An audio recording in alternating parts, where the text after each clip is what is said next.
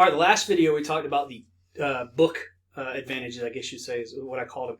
Now we're going to talk about tax effects, because naturally you're dealing with changing COGS, which changes your gross profit, which therein changes your net income. And when you change net income with these, they're going to have a tax effect. So what are the tax effects among the different methods? So let's talk about that. So since inventory costs affect net income, we just talked about that, they inherently have potential tax effects. They will change your taxes in some way. So why would one company choose another or one method over another one using tax effects? Assuming that we're in an inflationary period, that's what we typically assume when we're doing these things, is an inflationary period. Because FIFO yields the highest net income, it's going to result in the company paying the highest amount of taxes. Again, go back to the book advantage. We said that our assets are going to look good because they're going to be at a higher asset, but they're going to be more true as well. So really what we're saying is, if you choose to do FIFO, what you're saying is, I want my assets to look good for my investors, but in order to get that, I'm probably going to have to pay more taxes. Okay. On the other side of that, LIFO, because LIFO yields the lowest income, it will result in the company paying the lowest taxes.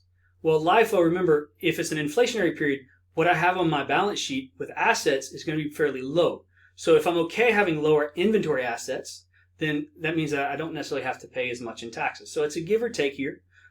Ultimately, companies don't need to choose this based on how much they're paying taxes. They should do it based on what's more accurate in the accounting records. But these are two things that companies do look at.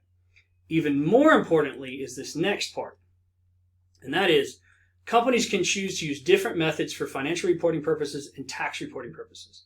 So now that throws a whole big monkey wrench into this. A company can choose to use one method for the purpose of financial reporting and another method for the purpose of tax reporting. So ideally, what you would normally do is you would say, I want to do FIFO for financial reporting purposes because that's going to make my assets be the highest, make me look really good, give me the highest net income. But I'm going to do LIFO for tax reporting purposes because that means that I don't have to pay as much taxes. That's the ideal scenario. That you can't do. They won't allow you to do that. However, the IRS requires companies that choose to use LIFO for tax reporting purposes to also use LIFO for financial reporting purposes. You can't have your cake and eat it too. It's pretty much what that gets down to. You cannot get out of paying less taxes and still look really good. The moment you say that you're going to use LIFO for tax reporting, you have to use LIFO for financial reporting purposes.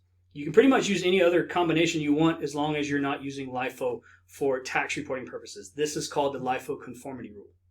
So that's what you have to look at when you're dealing with tax effects and choosing one method over the other. Appreciate it.